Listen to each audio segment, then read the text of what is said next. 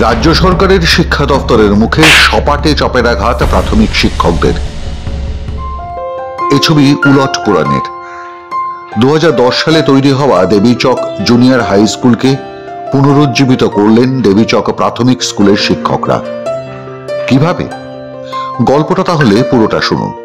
দেবীচক প্রাথমিক বিদ্যালয়ে যে শিক্ষকরা এবং ম্যাডামরা পড়াচ্ছেন, কিন্তু দেবীচক জুনিয়র হাই স্কুলে কোনো ম্যাডাম এবং মাস্টার নেই। এই জন্য প্রাথমিক বিদ্যালয় থেকে যে মাস্টার এবং ম্যাডামরা পড়াচ্ছে ওই দায়িত্ব নিয়ে দেবীচক জুনিয়র হাই স্কুল চালাচ্ছে। এবং যোগদান করেই আমি দেখি যে পাশে একটি জুনিয়র হাই স্কুল ভগ্ন অবস্থায় পড়ে আছে। সঙ্গে সঙ্গে আমার যে শিক্ষক ছিলেন, সহকারী শিক্ষক দুজন, তাদের সঙ্গে আলোচনা করি এবং আলোচনা করেই সঙ্গে সঙ্গে আমরা নতুন শিক্ষাবর্ষে ভর্তির জন্য প্রস্তুতি নেই যে দুইটি স্কুলের আমরা একসঙ্গে ছাত্রছাত্রী ভর্তি করাবো। সেই মতো করে বাড়ি বাড়ি আমরা ক্যাম্প করি। বাড়ি বাড়ি ক্যাম্প করে বিভিন্ন ছাত্রছাত্রীদের জোগাড় করে আপাতত বর্তমানে এই দেবীচক প্রাইমারি স্কুলে 56 জন এবং দেবীচক জুনিয়র হাইতে 34 জন ছাত্রছাত্রী আমরা একসঙ্গেই দেবীচক প্রাইমারি স্কুল এবং দেবীচক জুনিয়র হাই একসঙ্গে আমরা পড়াশোনা চালাচ্ছি। এবং সঙ্গে সঙ্গে বিদ্যালয়ের যে টয়লেট বিল্ডিংয়ের ভগ্নদশা সেটা আমরা অনেকটাই সারাতে পেরেছি। সঙ্গে সঙ্গে আমাদের শিক্ষকের প্রয়োজন হয়। এই এলাকার শিক্ষিত যুবক যুবতীরা আমাদের ডাকে স্বতঃস্ফূর্তভাবে সাড়া দিয়ে তারা এই বিদ্যালয়ে 6 জন শিক্ষক শিক্ষিকা এই দুইটি বিদ্যালয়ে পাঠদান করছে। তাদের সম্মানের স্বরূপ আমাদের সম্মানের থেকে অল্প কিছু সাহায্য করব বলে আমরা আশ্বাস দিয়েছি। পাথর প্রতিমা ব্লকের রামগঙ্গা গ্রাম পঞ্চায়েতে 2010 সালে সরকারি অনুমোদন পায় দেবীচক জুনিয়র হাই স্কুল। 5ম থেকে 8ম ক্লাস পর্যন্ত ছেলেমেয়েরা পড়াশোনা করতে পারবে। পাশেই দেবীচক প্রাথমিক বিদ্যালয়। পরিকল্পনা ক্লাস 4 পর্যন্ত পড়ে ছেলেমেয়েরা জুনিয়র হাই স্কুলে পড়বে। জুনিয়র হাইয়ের কাজ শেষ হয় 2013 সালে। কিন্তু বর্তমান রাজ্য সরকার শিক্ষক দেন না, অবসরপ্রাপ্ত শিক্ষকদের দিয়ে কাজ চালানোর ব্যবস্থা করেন। 65 বছর হওয়ার পর সেই শিক্ষকরাও অবসর নিয়ে চলে যান। শূন্যস্থান পূরণ হয়নি, সরকার পূরণ করেনি, বিকল্প শিক্ষক সে কারণে মেলে না। কারণ তখন রাজ্যের সরকার শাসক দল তৃণমূল কংগ্রেস ব্যস্ত শিক্ষকতার চাকরি বিক্রি করতে। 2012 থেকে রাজ্যে শিক্ষক নিয়োগ পরীক্ষা হচ্ছে, কিন্তু নিয়োগ হয়নি। যোগ্যদের চাকরি হয়নি, আর যাদের চাকরি হয়েছে তারা অযোগ্য, টেট ফেল। টাকা দিয়ে চাকরি কিনেছেন তারা, কিন্তু শিক্ষকতার চাকরি নিয়ে রামগঙ্গা গ্রাম পঞ্চায়েতের দেবীচক জুনিয়র হাই স্কুলে কেউ পড়াতে আসেননি। ফলে শিক্ষকদের অভাবে ছাত্রছাত্রী স্কুল ছাড়তে থাকে। বন্ধ হয়ে যাওয়ার মুখে দাঁড়ায় দেবীচক জুনিয়র হাই স্কুল। পাস হয়ে কোথায় মহেন্দ্রপুর, কোথায় বিদ্যাপীঠ, কোথাও হরিপ্রিয়া যেতে হতো, কিন্তু এখানটা দেবীচক জুনিয়র হাই স্কুল হয়ে এখানটায় ভর্তি হয়েছে। কারা পড়াচ্ছেন এই স্কুলে? এই স্কুলে ম্যাডাম এবং মাস্টার মশাই দায়িত্ব নিয়ে ওখানটায় পড়াচ্ছে। দীর্ঘদিন আমাদের পাশে এই জুনিয়র হাই স্কুলটি গড়ে উঠেছে, কিন্তু প্রথম থেকেই এখানে কোনো শিক্ষক ছিল না, অতিথি শিক্ষক দিয়ে এই বিদ্যালয়টি চলছিল। তারপরে কিছুদিন যাবৎ অতিথি শিক্ষকরা চলে যাওয়ার পরে বিদ্যালয়টি শিক্ষকহীন হয়ে পড়ে। বর্তমান শিক্ষাবর্ষে আমাদের প্রধান শিক্ষক নিয়োগ হয়েছে। আসার ফলে 3 জনে আমরা বসে সিদ্ধান্ত গ্রহণ করি যে দুটি বিদ্যালয়কে আবার পুনরায় কিভাবে আগের অবস্থায় ফিরিয়ে আনা যায় সেই নিয়ে আমরা আলাপ আলোচনা করার পরে এলাকার গ্রামবাসীদের সঙ্গে আমরা আলাপ আলোচনা করি। তিনারাও আমাদের সহযোগিতা করেন। তাদের ছেলেগুলোকে দূরের কোনো বিদ্যালয়ে না পাঠিয়ে আমাদের বিদ্যালয়ে পাঠিয়েছেন। বর্তমানে এই বিদ্যালয়টিকে আমরা এলাকার বেকার যুবক যুবতী তাদেরকে আমরা আহ্বান করেছিলাম।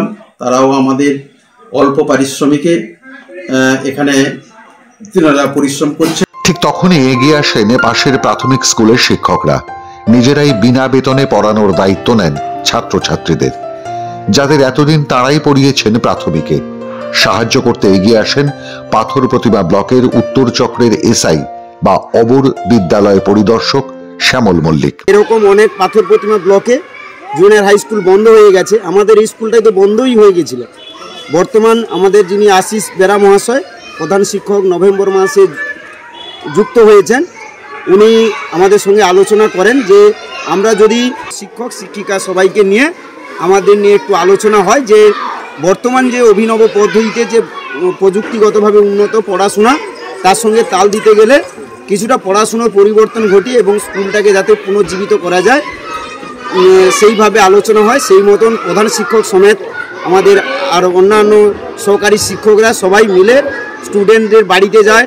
তারও প্রত্যেকের অভিভাবকরা আপ্লুত এবং ওনাদের কথা রেখেছেন। প্রায় এই বছরে 90 ঊর্ধ্ব ছেলে আমাদের স্কুলে যুক্ত হয়েছে এবং দুটো মিলে এবং ওনাদেরই প্রচেষ্টা এবং ওনাদেরই একই বেতনে দুটো স্কুলকে চালিয়ে তোলা।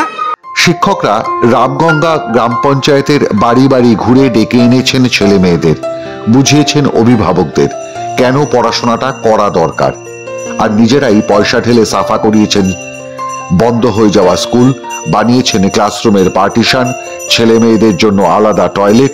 স্থানীয় পঞ্চায়েত সদস্যও এগিয়ে এসেছেন, তৈরি করে দিয়েছেন ফুলের বাগান, খাওয়ার জায়গা। এখন সেই জুনিয়র হাইতে পড়ছে 32 জন ছাত্রছাত্রী। প্রাথমিক স্কুলের শিক্ষকরাই বিনা পারিশ্রমিকে পড়াচ্ছেন বাচ্চাদের। তারাই নিজেদের বেতনের অর্থ দিয়ে রেখেছেন 6 জন ক্যাজুয়াল শিক্ষক শিক্ষিকা। স্যার সবাই আমাদের বাড়িতে বাড়িতে গিয়ে এইটা আমাদের খুব ভালো লেগেছে যে আমাদের বাড়িতে বাড়িতে গিয়ে সবাইকে বলল যে এই স্কুলটা তো আগে বন্ধ হয়ে গেছিল, আমরা দায়িত্ব নিয়েছি তোমাদের ছেলে মেয়েদের যদি ভর্তি করা তাহলে আমাদের স্কুল তো ভালো চলবে। আর আমাদের ব্যায়ামের ক্লাস হচ্ছে, এখানে ছবি আঁকা ক্লাস হচ্ছে, মিড ডে মিলের সব রকম ব্যবস্থা রয়েছে। তাই তোমরা কি পড়াশোনা করতে চাও? যদি হয় তাহলে তো আমাদের স্কুলটা ভালো চলবে।